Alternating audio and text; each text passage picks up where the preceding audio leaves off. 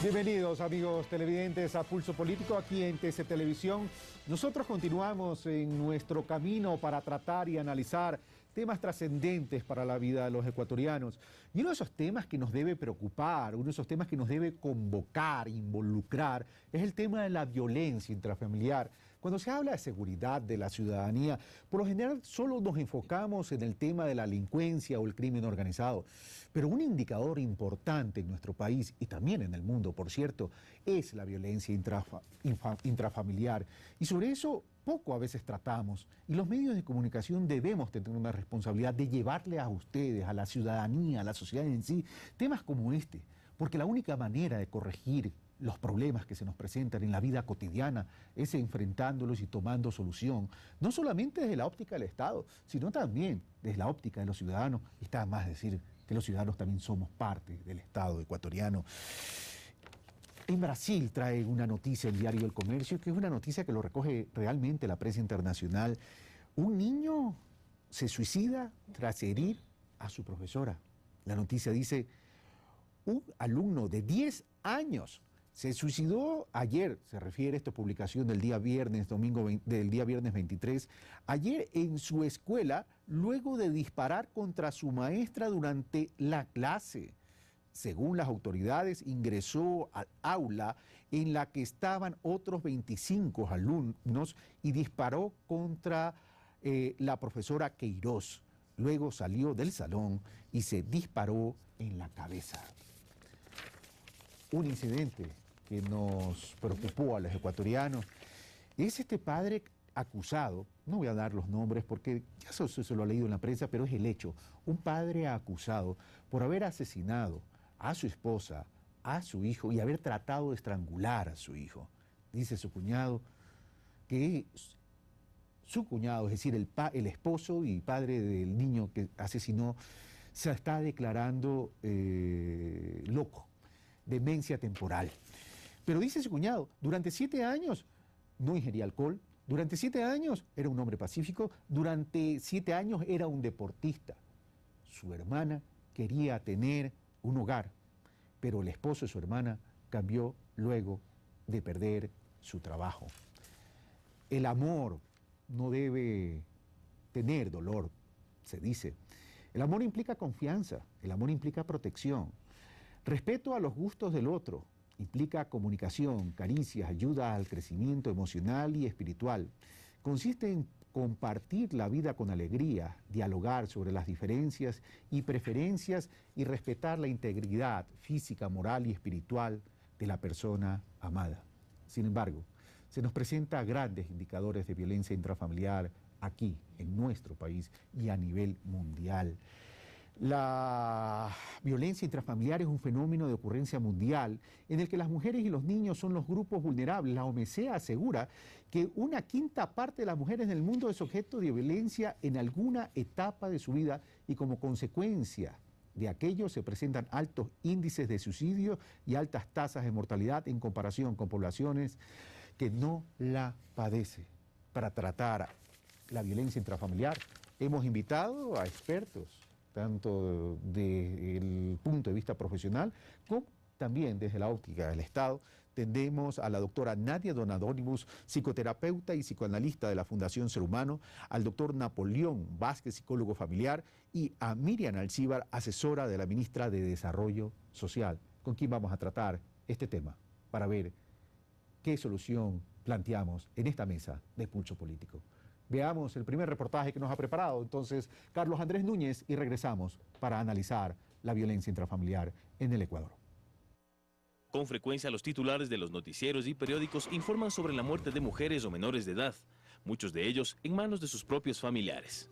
De hecho, las estadísticas sobre la violencia intrafamiliar son alarmantes, pues solo en Quito, entre enero y junio de este año, se atendieron a casi 41.000 mujeres que sufrieron algún tipo de violencia.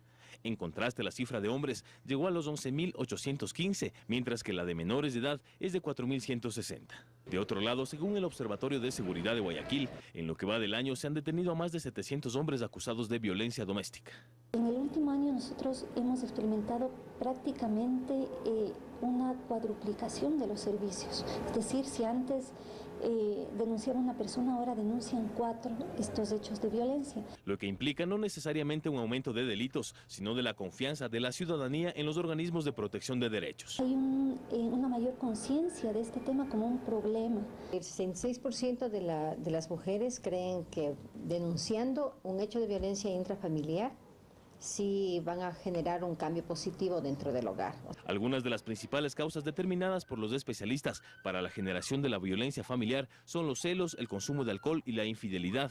La violencia contra la mujer se da en todos los niveles sociales, en todos los niveles educativos. No es solamente propio de las poblaciones más pobres. La sociedad sí tiene un alto porcentaje de consumo de alcohol y el alcohol en diferentes etapas también altera el funcionamiento de nuestro cuerpo y la fisiología cerebral. Entonces, una persona alcoholizada puede ser también o una persona depresiva o una persona agresiva, violenta, explosiva. Pero lo más preocupante es que en muchos de los casos la violencia llega a provocar la muerte de la víctima. Hace poco en Guayaquil, Jonathan López Cadena asesinó a su esposa e hija y agredió a su otro hijo. El hombre, que al parecer sufre problemas mentales, lo habría hecho porque no resistió la idea de que su esposa lo iba a abandonar. Estuvimos discutiendo y de ahí nos fuimos a las manos y ahí pasó eso. Según la Secretaría de Inclusión Social del municipio de Quito, en los últimos 4 años han sido asesinadas 130 mujeres, de ellas 85 por sus parejas, pues las cifras muestran que los principales involucrados en estos crímenes y maltratos son los esposos, convivientes o novios. De los casos tratados en los centros de equidad y justicia, en el 97% de los casos las víctimas son mujeres. Lo más importante de todo es trabajar en la relación de pareja, porque es la base fundamental que crea el ambiente familiar. Entre tanto, la Policía Nacional señaló que en Guayaquil unas 3.000 llamadas de emergencia al 101 al mes son por casos de violencia doméstica, mientras que la Fiscalía informó que a nivel nacional se reportan más de 10.000 denuncias hechas por hombres y 83.000 por mujeres cada año. En la actualidad, el gobierno nacional lleva a cabo una intensa labor en procura de disminuir los niveles de violencia e inseguridad mediante planes de protección y atención integral ciudadana. Sin embargo, el desafío es de toda la ciudadanía, pues los datos también señalan que todos, en algún momento, hemos sufrido algún tipo de violencia doméstica. Carlos Andrés Núñez, Pulso Político. Gracias, Carlos Andrés Núñez. Bueno, comenzamos. Nadia Donadonibus, el tema de la violencia intrafamiliar evidentemente es un tema importante que está afectando a la sociedad ecuatoriana y a la sociedad a nivel mundial. Pero las cifras en el Ecuador son escalofriantes. 10.000 denuncias de hombres, 83.000 de mujeres, es decir, 93.000 denuncias al año de las que se conocen, de las personas que se deciden de hacer algún tipo de denuncia. Pero por otro lado, Carlos Andrés Núñez termina diciendo que de acuerdo a la estadística, casi todos o todos hemos tenido algún tipo de violencia intrafamiliar en nuestras familias. Entonces, comencemos por el principio. ¿Cuántos tipos de violencia intrafamiliar hay? Porque de pronto estamos solo dimensionando la agresión física como violencia intrafamiliar. Entonces, comencemos por ahí definiendo qué es violencia intrafamiliar. Bueno, Nadia. yo diría que en la clasifica no queremos ganar ese Oscar, ¿no? Aquí en el Ecuador. Entonces, primera cosa que si queremos ser campeones a nivel mundial, ojalá que no seamos campeones en la violencia intrafamiliar y en esto.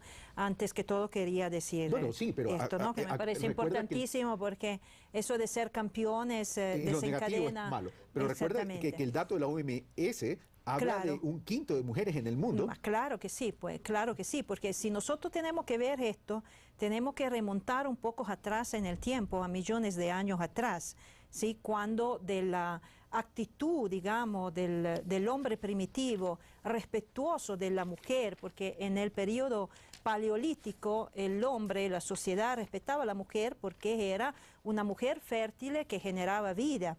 Llegó un momento en el cual el ser humano empezó a ver y a tener emociones de posesión, de posesividad, de conquista de territorio. Entonces la mujer, que antiguamente era respetada porque generaba la vida, ha empezado a ser vista solamente como otro territorio de conquista. Entonces la violencia en sí, podemos definirla como todo acto coercitivo que va en contra de la voluntad de la otra persona y que genera daños físicos, emocionales, espirituales también, ¿ya? Entonces, todo esto tiene un efecto impresionante digamos, a nivel de la sociedad. Pero seguramente las heridas más difíciles de sanar no son solamente las heridas físicas, las que nosotros vemos, son las heridas emocionales, son las heridas de la autoestima, son las heridas de la violencia psicológica, de la violencia verbal, que muchas veces remontan desde la infancia. Ahora, doctor Vázquez, Napoleón, daría la impresión, no es que da la impresión, de acuerdo a las cifras y las estadísticas, las mujeres son las grandes víctimas de todo esto. Pero en un mundo globalizado, en un mundo donde las mujeres han ganado terrenos en términos de inclusión, todavía siguen siendo grandes víctimas. ¿A qué se debe que todavía permanezcamos con altos indicadores de violencia intrafamiliar y respetando al género femenino, a la mujer? No se ha dado todavía una verdadera formación a la raíz del hombre. La raíz del hombre es la infancia. Por eso hemos escuchado de nuestros mayores que el árbol torcido ya no endereza, porque en la adolescencia, en la adultez o en la adultez mayor es mucho más difícil. De tal manera que si no cuidamos la raíz, que implica que el hombre muchas décadas atrás estaba criado, estaba formado en el sentido de que tú como varón no puedes entrar a la cocina. Esto es para mujeres. Y muchas otras cosas más.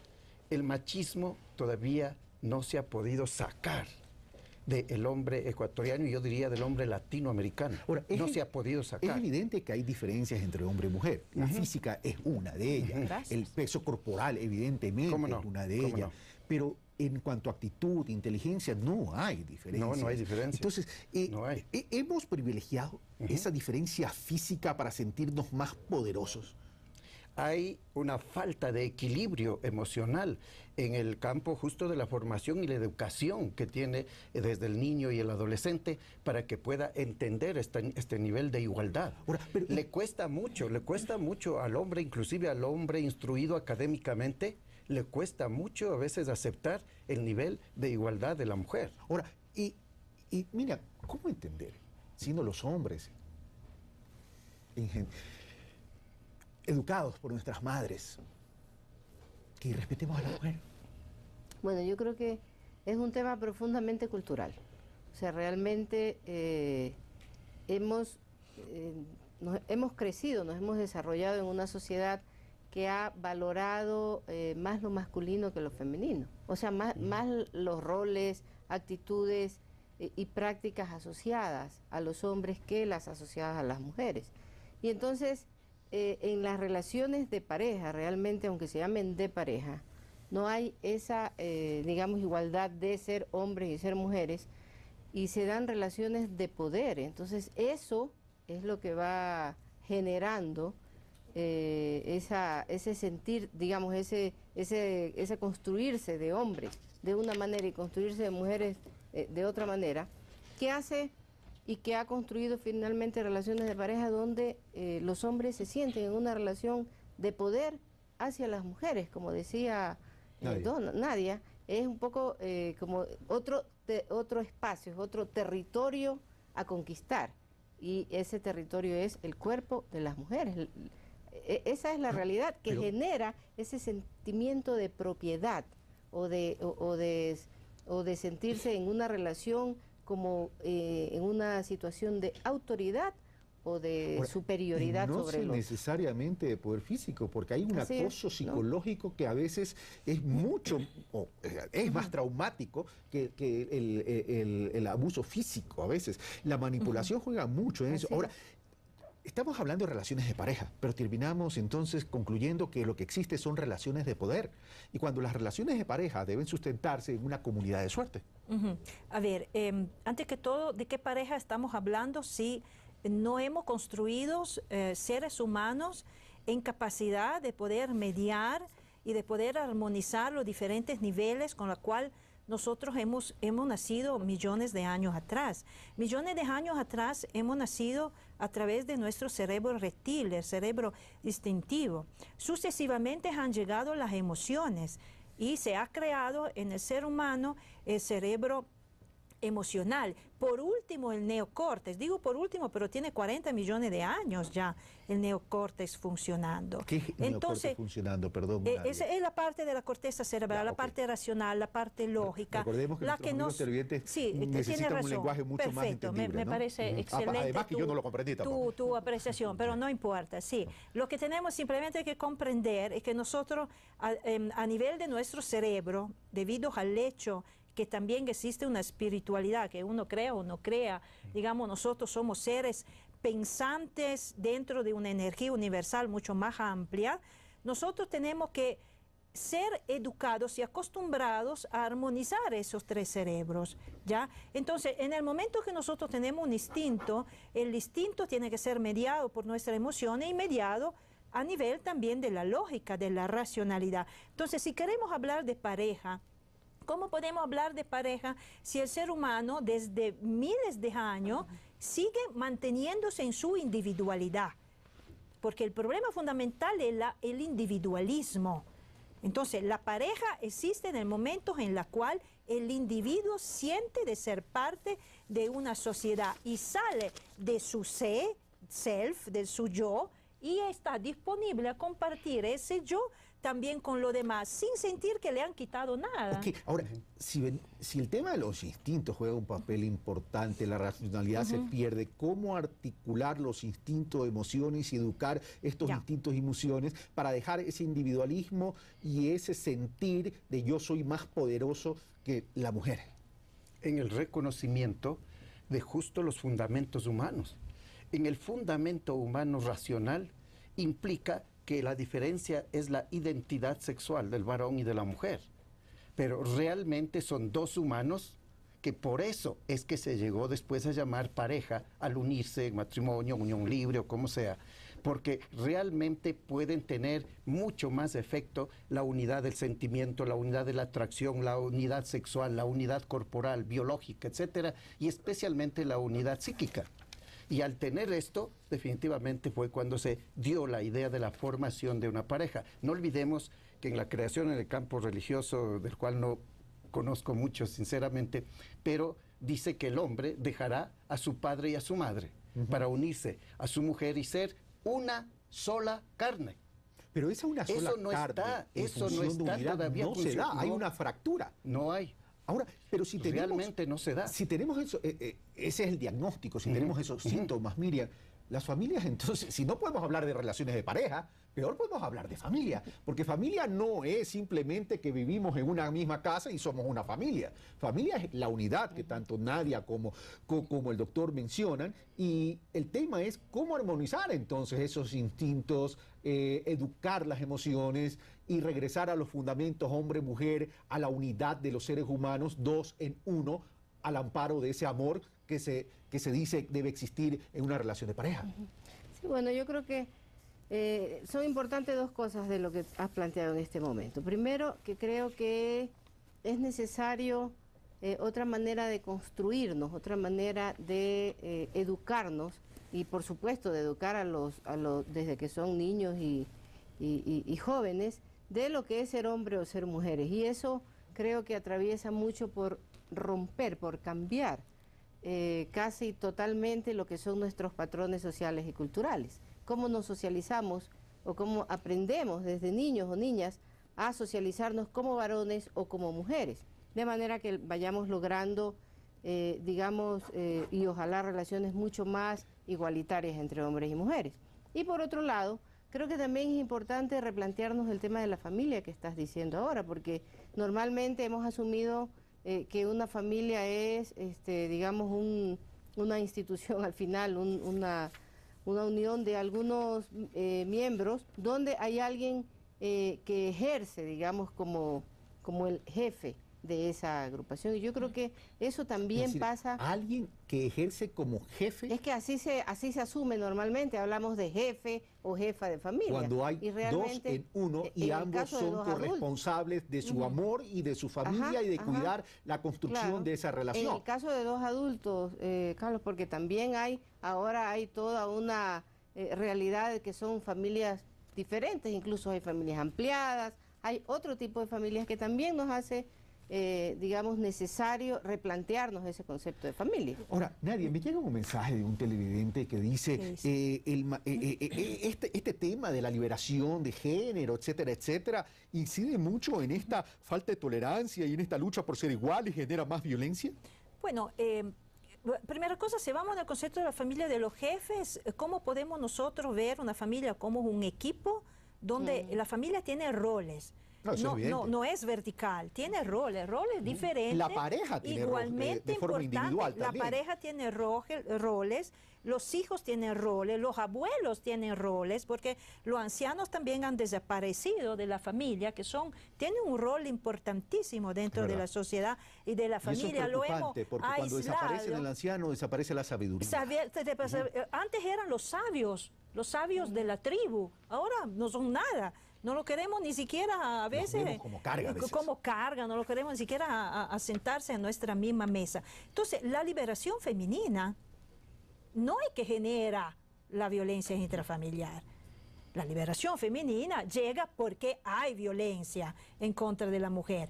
Cuidado. Es una reacción. Es una reacción, digamos, oportuna, por mi manera de ver. Los extremismos siempre no son oportunos, pero el feminismo ha sido una reacción oportuna para empezar a decir que hay iguales oportunidades. Cuidado, no es que la mujer quiere tomar el puesto encima del hombre. El hombre se ha confundido en Europa, en Estados Unidos, se ha sentido castrado por parte de la mujer. No. Es una linearidad, es un trabajo en equipo, pero señores, pares oportunidades, y eso sí, reivindico y seguiré reivindicando que la mujer tiene que tener pares oportunidades en la sociedad. Evidentemente debe haber igualdad de oportunidades, pero evidentemente una acción genera una reacción, pero estamos hablando de una reacción a la falta de tolerancia. Y yo quiero preguntarle algo, doctor Napoleón Vázquez, el tema de la intolerancia.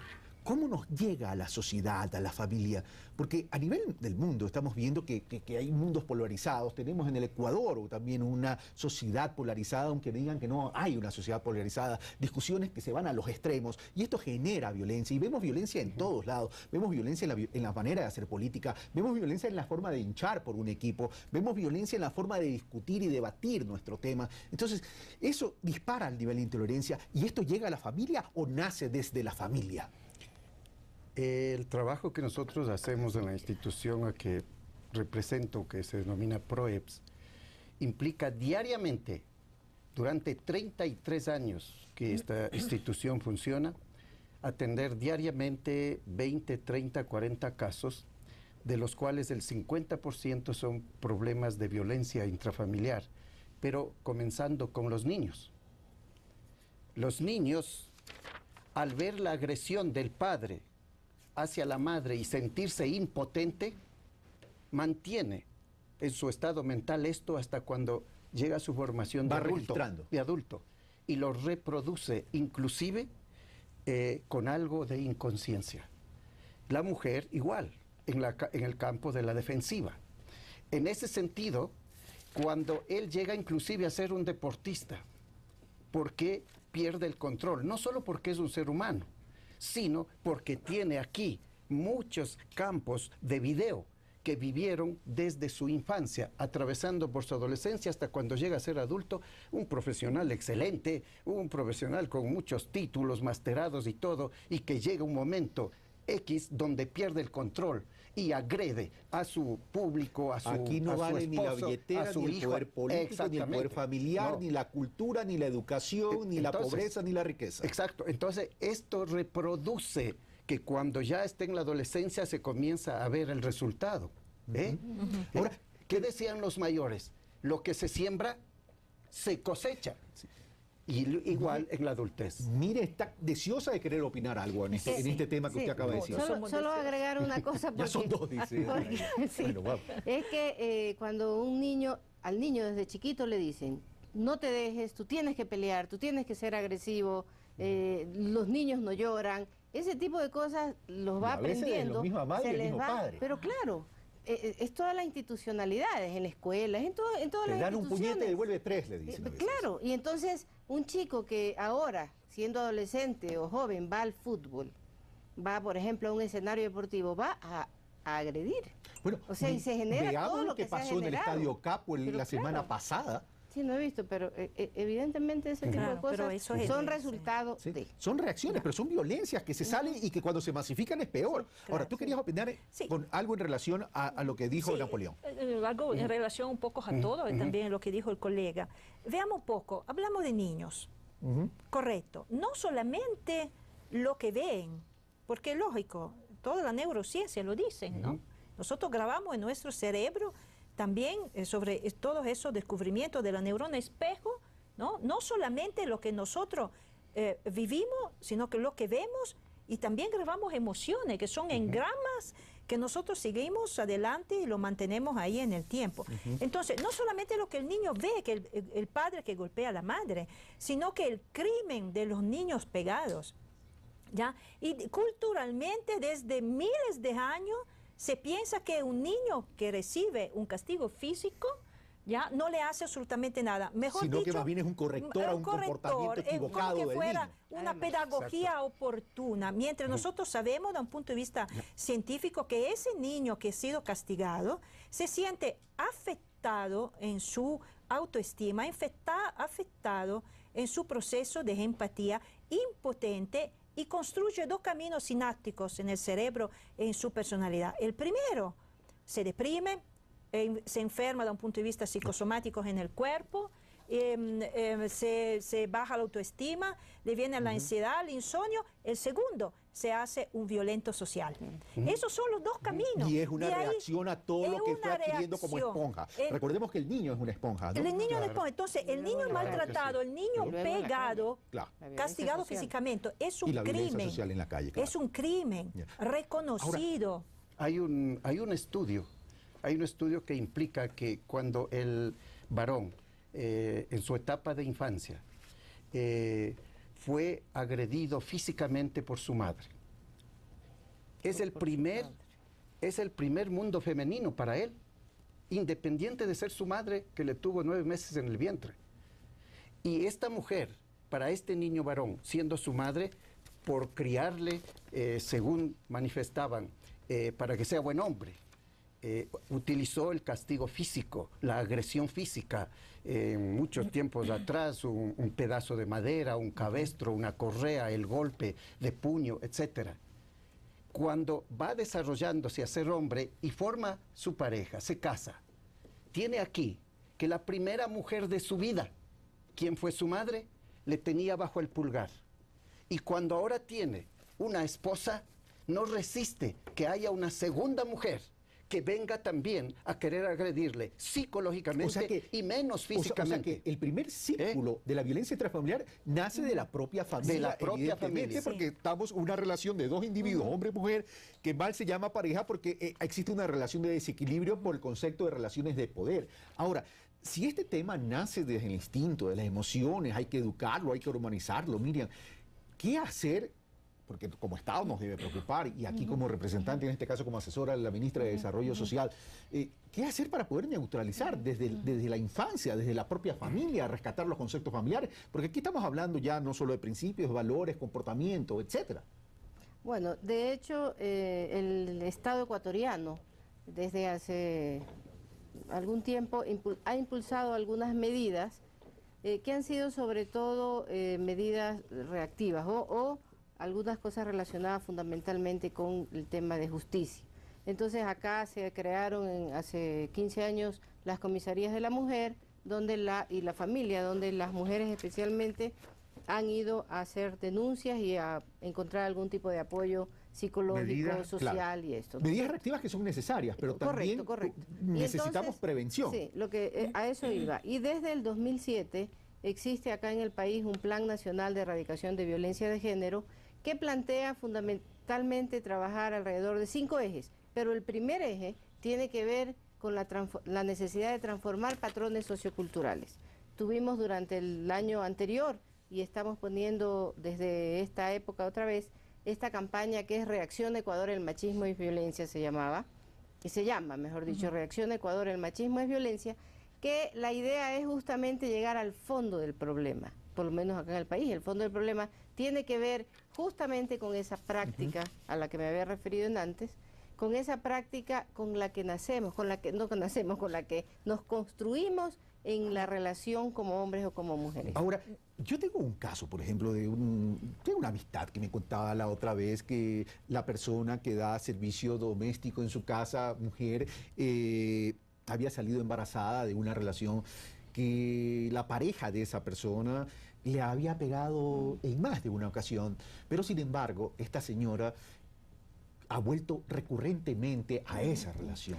¿Qué la hace a una mujer tener ese grado de codependencia o adicción a esa relación agresiva, violenta, que la maltrata? Y ahí no hay comisaría que valga la pena. Pues, cuando iniciaste el programa dijiste algo que a mí me parece importante. El problema de la violencia al interior de la familia es un problema de seguridad ciudadana. Y lo es porque lo padece más de la mitad de la población. No sucede en la calle, sucede en el espacio que se supone más seguro, que es la casa, pero además es cometido por quien se supone que nos ama.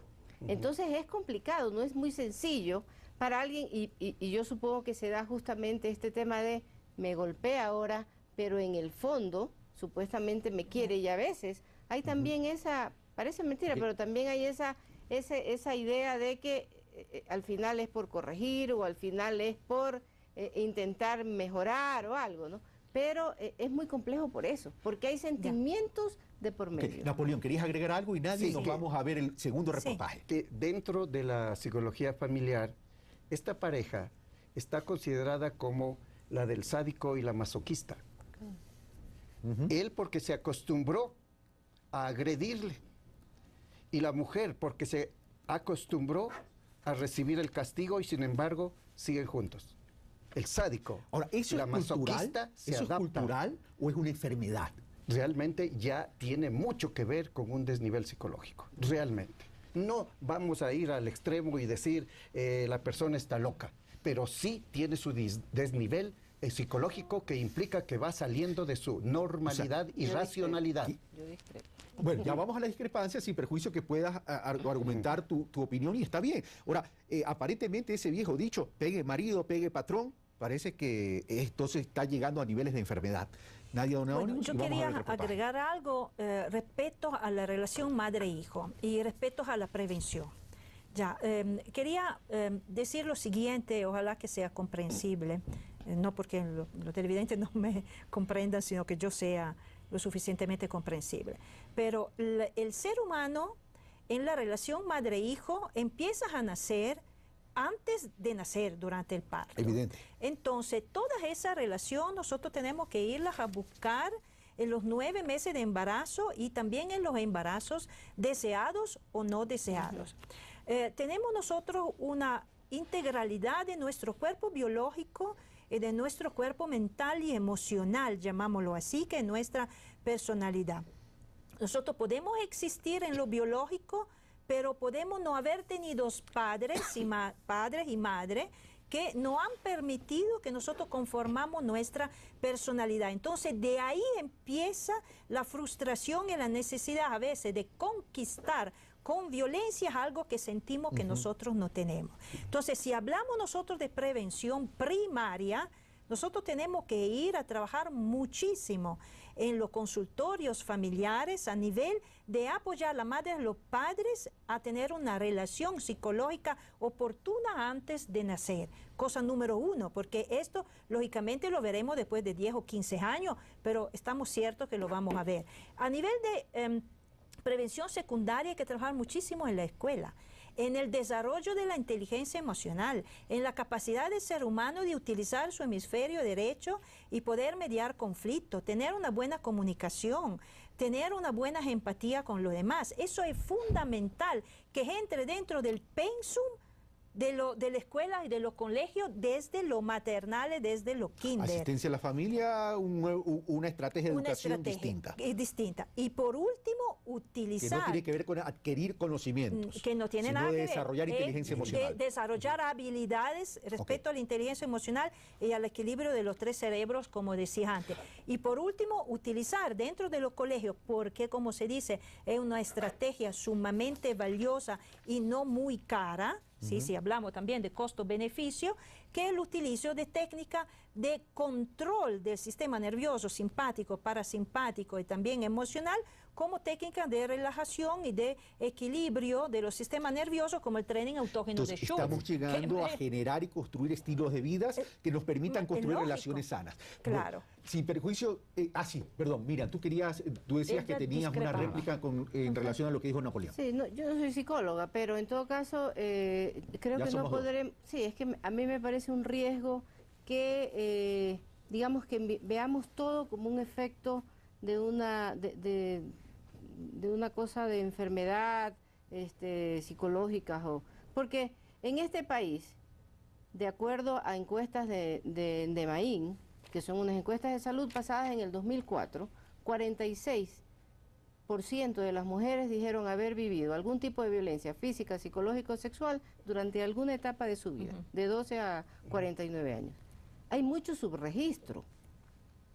Realmente de algunos focales, quienes hemos trabajado algún tiempo en este tema, cuando tú haces algún tipo de sondeo en grupos focales amplios de distintos niveles sociales, incluso de distintos niveles de instrucción, aproximadamente 8 de cada 10 mujeres han vivido algún tipo de violencia. No importa el estrato social. No importa, 8 de cada 10 mujeres. Entonces, no sé, entonces este es un país que está absolutamente... Ahora, ¿será que todos los hombres están absolutamente enfermos? Yo no creo que sea el país, yo creo que esto es un comportamiento del hombre a nivel de la sociedad machista a nivel mundial. Por eso, a eso es que yo llego, o sea, me parece que tiene que ver con conducta. No nos enfrasquemos tan solo en este tema porque hay otros elementos y otros factores de la violencia intrafamiliar. Veamos entonces el segundo reportaje que nos ha preparado Carlos Andrés Núñez y regresamos para seguir analizando este tema que nos importa y nos debe involucrar si queremos construir una sociedad, y cuando hablamos de sociedad, hablamos de relaciones y sociedad sana, por cierto. Carlos Andrés Núñez.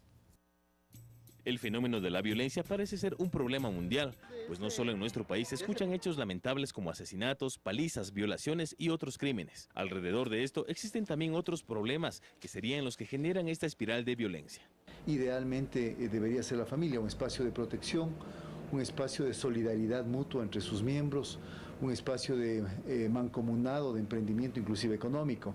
Pues la inseguridad e inestabilidad que genera, por ejemplo, la falta de empleo o de dinero, así como la frustración por la carencia de diferentes oportunidades o cosas, convierte muchas veces a la familia en un espacio donde se desahoga la ira, cambiando la imagen de seguridad y protección que se supone debe constituir el seno familiar. Cuando estos niños o estos adolescentes forman sus propias familias, ellos replican y repiten en muchas ocasiones esta conducta violenta para con sus propios hijos, de la que fueron objeto en sus tempranas edades. Pero también la agitada vida actual ha provocado problemas como el abandono de los hijos, lo cual señalan los especialistas es otra forma de violencia.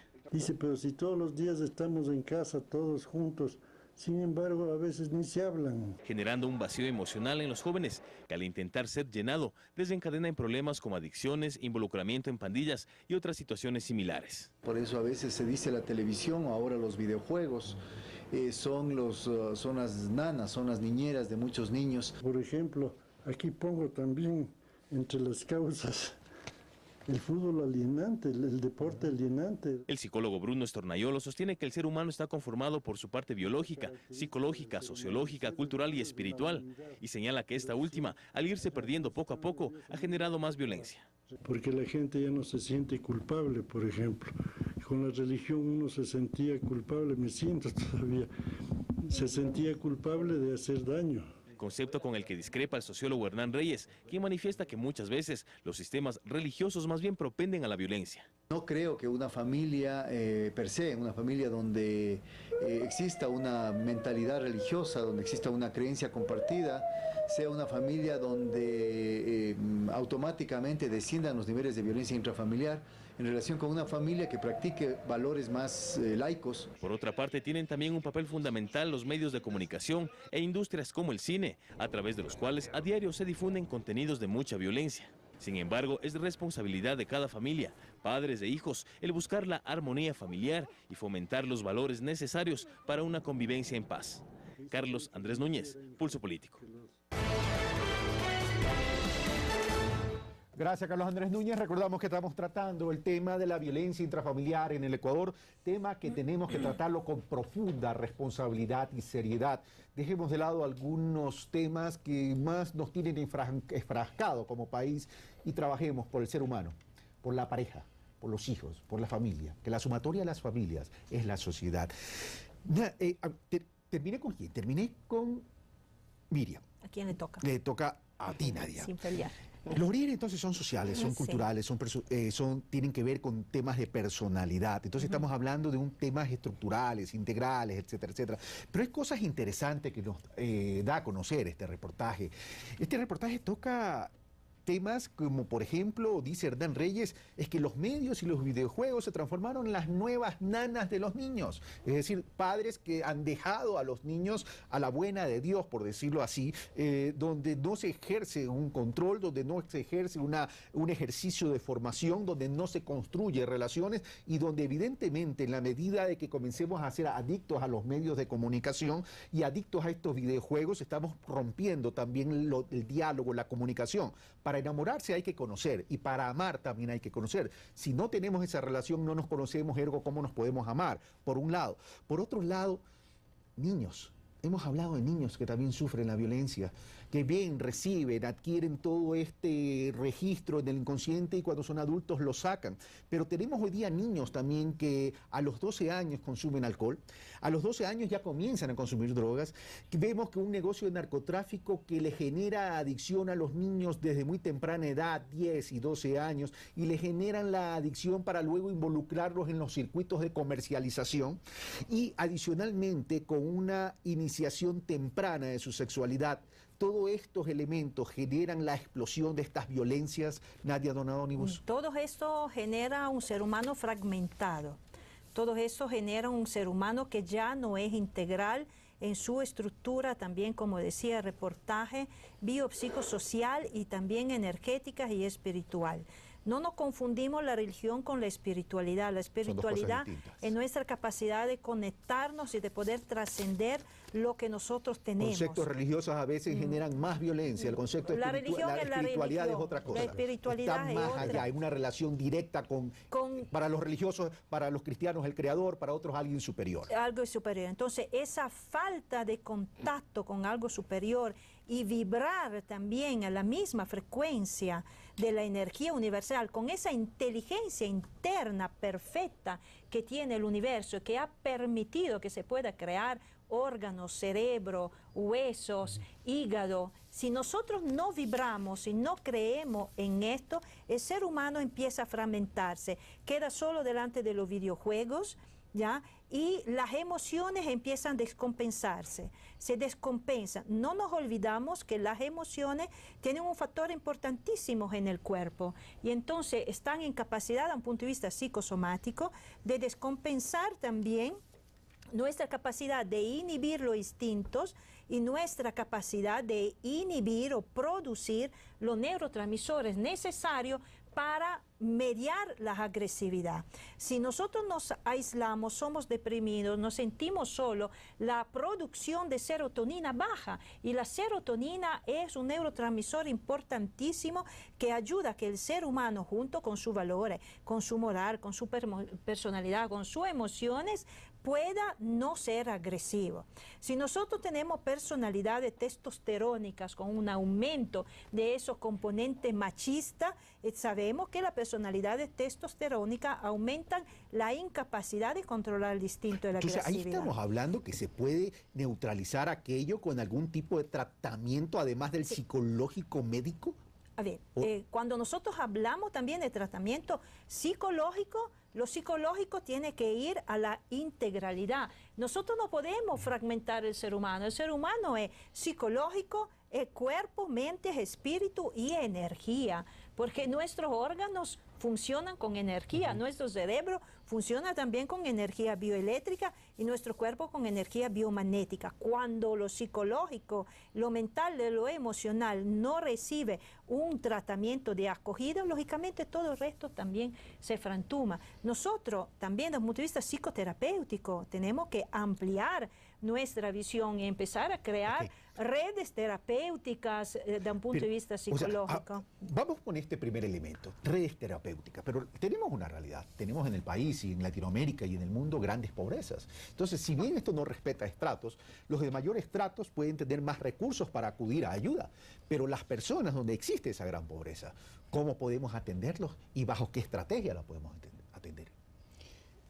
No siempre vamos a reconocer a las personas que tienen este problema o están incluidos en la violencia familiar. No siempre los vamos a considerar como personas enfermas. No, evidentemente. Porque para eso tiene que dar otro paso a otra área profesional como la psiquiatría. Y entonces el campo psicológico realmente reconoce como un problema. Sí es un problema el que no puedan hacer un autocontrol, un autodominio para no llegar a la violencia hacia la esposa, hacia el hijo o hacia la hija. Y en ese sentido no se considera que es una enfermedad, no está enfermo de nada. En muchas ocasiones hay carteles en algunos profesionales que dice no atendemos a personas enfermas, me refiero a los psicólogos, no atendemos a personas enfermas, a personas sanas pero con diferentes problemas. La orientación, la forma de hacerle ver a través del consciente, sin dejarse dominar tanto del subconsciente, donde está guardado un gran cofre de recuerdos, especialmente los negativos que más saca a flote, implica la necesidad de hacer esta cadena terapéutica que vale la pena hacerle crecer, desarrollar y respetarla. Okay, pero adicionalmente se lo podríamos agregar lo que existía antes, que se eliminó y con la nueva ley de educación se lo está volviendo, estrategia de educación se lo está volviendo a incorporar, que es la escuela de los padres, familias, comunidad. Importantísimo, importantísimo, porque alguien ha dicho, yo cometí este error con mi hijo. ¿Por qué? Porque nadie me enseñó a mí a ser padre. Y tiene razón. Definitivamente hay personas que en la preparación académica, ya dije antes, tiene una preparación altísima, pero en la formación de persona para poder dirigir como padre o como esposo, falla en muchas cosas, llegando hasta la violencia familiar. Ahora, todo esto nos hace prever que si existen estos niveles de violencia, ¿existen ausencia de principios y valores en la sociedad? No creo que necesariamente, claro, no creo que sea así de dramático. Creo que, como había planteado anteriormente, son conductas aprendidas y que el hecho de que, por supuesto, no hayan refuerzos, como tú decías, creo que el ámbito educativo juega un papel importante. Creo que el tema de escuela para padres que planteas, pero también es importante revisar los currículums, revisar los textos educativos, porque a través de los textos educativos vamos enseñando una manera de construirnos y de socializarnos. Además de los textos educativos, Miriam, perdona que interrumpa, ya te doy la palabra, también aquí todo es integral y todo debe ser articulado, porque claro, ¿de qué sirve un texto educativo si llega el niño a la escuela, al hogar, no están los padres, ve la televisión, prende una telenovela y resulta que estamos hablando de narcotráfico, de cachos, de violencia, de asesinatos y de todo? Sí, no, yo estoy de acuerdo, o sea, tiene que ser realmente una mirada integral. A mí me alegra mucho que realmente este es un tema en el cual muchas organizaciones de mujeres lo hemos trabajado durante 30 años sin el Estado, pero me alegra mucho que en este momento además sea una preocupación de muchos medios de comunicación. También es importante porque tú ves no solamente telenovelas, ves algunas publicidades que son terribles, o sea, hay algunas publicidades que incentivan una práctica machista, que no solo tiene que ver con el ámbito, yo sé que acá es la violencia intrafamiliar sobre todo, pero no solo tiene que ver la violencia intrafamiliar. Yo siempre pregunto, y le pregunto a algunos hombres, justamente, ¿cuántas veces las hijas de ellos pueden caminar por la calle sin ser agredidas verbalmente, sin que les digan cualquier barbaridad que les dicen, o en los buses?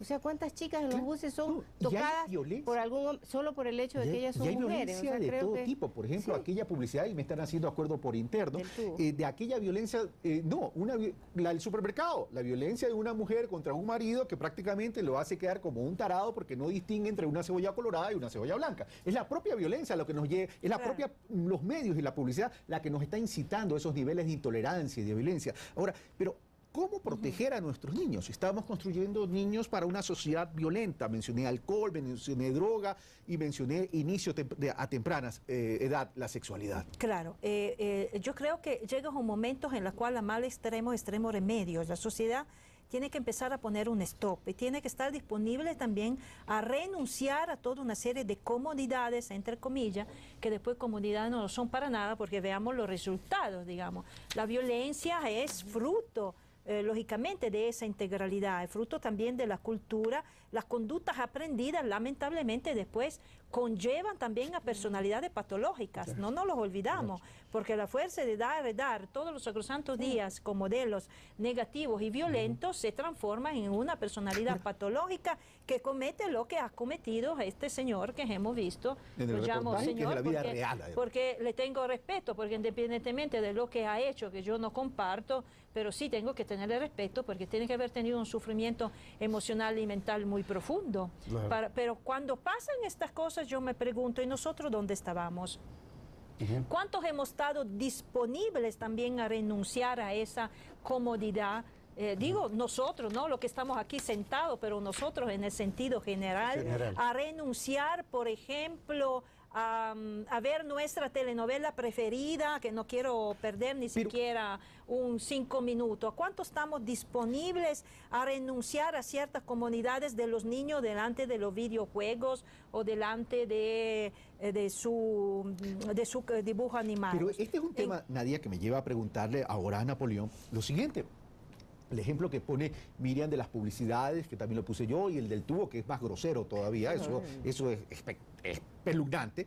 Ahora, todo eso nos lleva entonces que el Estado tiene que entrar a regular. Sí. Pero el problema es que cuando entra con el Estado a regular, comenzamos a decir, se está violentando el ejercicio de las libertades. Entonces, ¿qué carajo debemos, con el perdón de la expresión, debemos entender como ejercicio de las libertades? Es que podemos entrar a varios lugares por diferentes caminos. Pero cuidado con mencionar o tratar de hacer participar al campo educativo. ¿Por qué?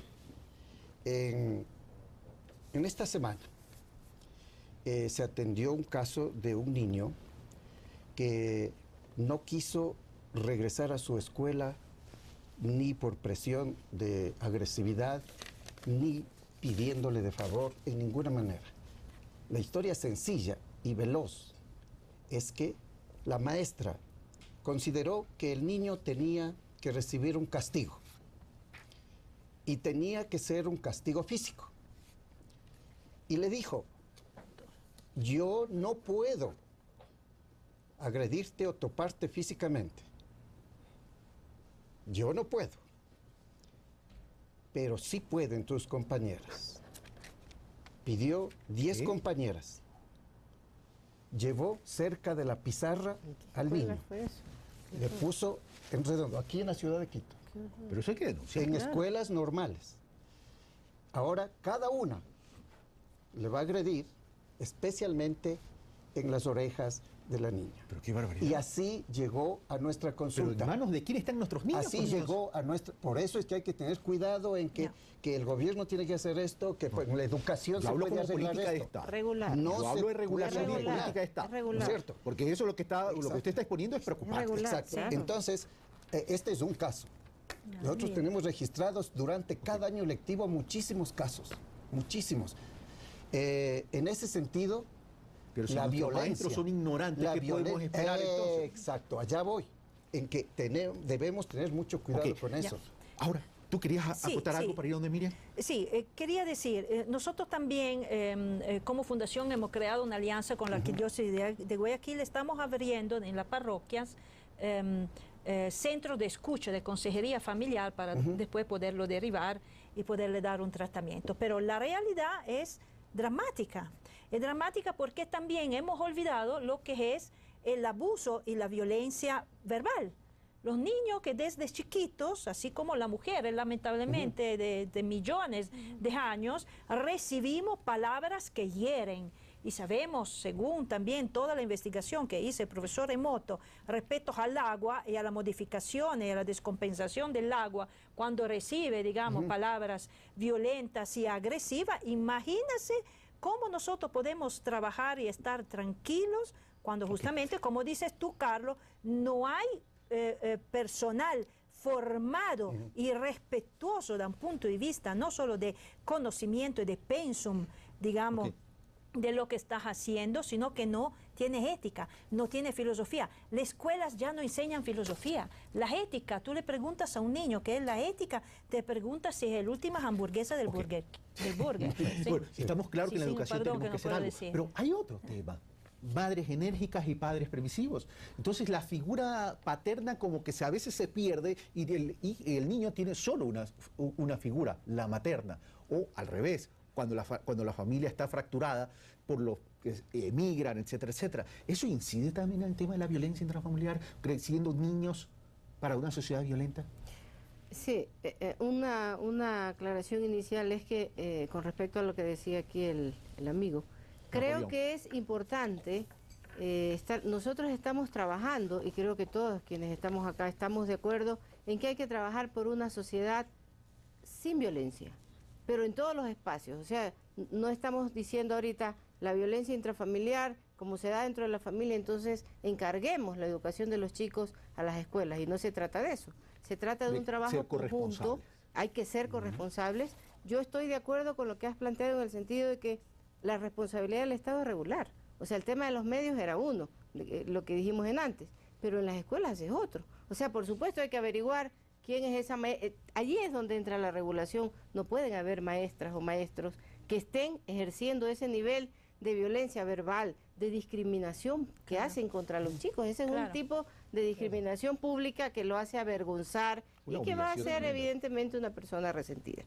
Ahora, evidentemente, creo que ha habido una transformación en el conjunto de la sociedad y también de cómo están funcionando las familias, por supuesto, que hay que revisar, y por supuesto creo que es importante pensar en otras, en esa mirada integral que va a permitirnos que desde otros espacios asumamos, digamos, con un enfoque en que todos trabajemos, ojalá, con un mismo lenguaje y un mismo enfoque y una misma mirada por construir personas que no seamos violentas. Eso es, entonces claro, tú dices un ejemplo, el tema de la migración, de hecho afecta. O sea, hay muchas familias que producto de eso se han ampliado, muchos chicos que han quedado bajo la responsabilidad de abuelas, de abuelos que ya han pasado, ya digamos no es su rol en este momento estar criando adolescentes y tienen que estar acompañando a quienes se han ido en ese rol. Y a veces hasta vecinos. Sin embargo, también hay que recordar que antes del fenómeno migratorio hay muchas familias que igual estaban solas. Gracias, ¿no? Miriam. Un minuto me queda, así que estamos ya en la etapa de conclusiones. Nadia, Napoleón y Miriam. Bueno, inmigración, narcotráfico, inmigración, narcotráfico, poder económico, posibilidad de los jóvenes de comprar drogas y alcohol y también objeto de consumo. No nos olvidamos en la manera más absoluta es el tratamiento. No estábamos diciendo eso de tratamiento. El tratamiento tiene que ser algo dirigido no solamente a las víctimas, sino que tiene que ser dirigido también a los maltratantes, porque los maltratantes son personas que están cometiendo algo que no está bien, que si no son ayudados, seguirán, digamos, haciéndolo. La estrategia y la política de Estado tiene que ser presente constantemente y de forma perseverante, no solamente por los 4, 5 o 8 años, digamos, de un... Sí, gracias, sino Nadia. que tiene que ser para 20 y 30 sin excluir la años corresponsabilidad más. de los padres. Napoleón. Vale la pena sugerir a la comunidad que cuando haya un campo de violencia claro, descubierto en la familia, se procure buscar ayuda para encontrar las causas. La violencia es violencia, pero muchas veces una violencia tiene una causa diferente, una razón distinta, un porqué diferente. Buscar esa causa para trabajar, en este caso, dentro de la familia. Buscar la causa en el problema de un maestro que maltrata a un niño y arreglar allí. Y una vez encontradas las causas, arreglar la causa para evitar que no desarrolle este campo monstruoso que es mundial, tú lo has dicho, mundial sobre la... Gracias, Napoleón Vázquez. Miriam. Sí, yo quería concluir simplemente planteando algo que creo que lo planteé hasta el inicio, y es que al final un país y un Estado somos todos. Creo que aquí hay responsabilidad a nivel de la sociedad, como hay responsabilidades serias también a nivel del Estado y a nivel del gobierno. Creo que nosotros hemos iniciado una política que pretende trabajar en todo un campo de la prevención y también en el campo de la atención y del acceso a la justicia. Gracias. Gracias, Miriam Elcíbar. Nadia Donadónimos, Napoleón Vázquez y Miriam Elcíbar, muchas gracias por haber participado en este panel para hablar sobre la violencia intrafamiliar, sus orígenes, sus consecuencias y también planteando soluciones. Y amigos televidentes, los medios jugamos un papel importante. En la medida que no entendamos que el rating puede asegurar rentabilidad financiera económica, pero descuidamos la rentabilidad social, entonces también somos parte del problema y no parte de la solución. Un fuerte abrazo, hasta el próximo domingo.